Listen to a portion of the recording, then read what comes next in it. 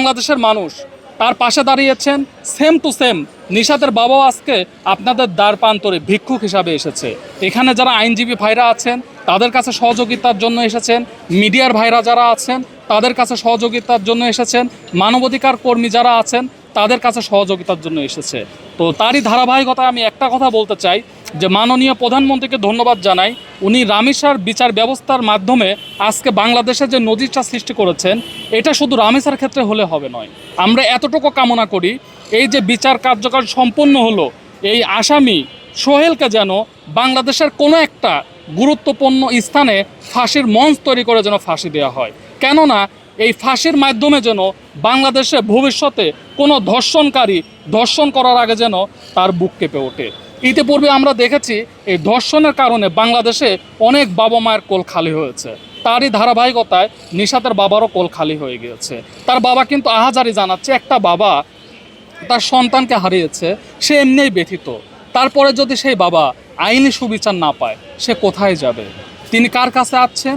দেশের মানুষের কাছে আছেন, আইন ব্যবস্থার কাছে আছেন, প্রশাসনের কাছে আছেন, আইনজীবী ভাইদের কাছে আছেন। তো আপনাদের মাধ্যমে সবার সহযোগিতায় আমি এই ভুক্তভোগী নিশাতের বাবাকে কথা দিলাম, আমি একজন মানবাধিকার কর্মী হিসাবে ওনার ব্যাপারে যতটুকু সহযোগিতা করা লাগে আমি সর্বোচ্চ দিয়ে আমার জায়গা থেকে সহযোগিতা করব। আমার একা সহযোগিতা হয়তো উনি খুব বেশি একটা বিচার পাবে না, আমার নিজেরও দরকার আপনাদের সবার সহযোগিতা। বিশেষ করে মিডিয়ার ভাইরা যারা আছেন আমি আহ্বান জানাবো, আপনারা ব্রাহ্মণবাড়িয়া এই বিষয়টা নিয়ে আপনারা একটু যান, কষ্ট হলেও গিয়ে আসল ঘটনা উদ্ঘাটন করেন। ঘুরে রামেসা যেমন ন্যায্য বিচার পেয়েছে, এই নিশাতের অধিকার আছে বাংলাদেশের নাগরিক হিসাবে তার ন্যায্য বিচার পাইয়ে দেওয়া বা পাওয়া। তারই ধারাবাহিকতায় আপনারা এই বিষয়টা বেশি বেশি মিডিয়ার ভাইরা প্রচার করেন। বাংলাদেশে আমি একটা জিনিস মানবাধিকার কর্মী হিসাবে বলতে পারি, মিডিয়ার ভাইরা যদি মনে করে বাংলাদেশে যত অন্যায় হবে তার বিচার এই বাংলার মাটিতেই হবে, কেননা মিডিয়ার ভাইরা ছাড়া বাংলাদেশের মানুষ কোনো কিছু কোনো নজরে কিন্তু আসে না। তো আপনারা মিডিয়ার ভাইরা যারা আছেন আমি আপনাদের কাছে আহ্বান জানাবো, প্রতিটা মিডিয়ার ভাই একটু কষ্ট হলে ব্রাহ্মণবাড়িয়া যান, গিয়ে এই বাবার কাছে দাঁড়ান। এখানে তো আমিও দাঁড়াতে পারতাম, হয়তো বা আল্লাহ তাআলা আমার সন্তানের সাথে এমনটা করে নাই, এটা আমার সৌভাগ্য।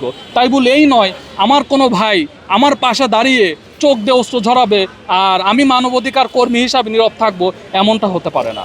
আপনারা যদি সবাই আমাকে সহযোগিতা করেন, ইনশাল্লাহ আমি মানবাধিকারের পক্ষ থেকে কথা দিচ্ছি এই নিশাতকেও ন্যায্য বিচার পাইয়ে দিব। আপনারা সবাই আমার পাশে থাকবেন।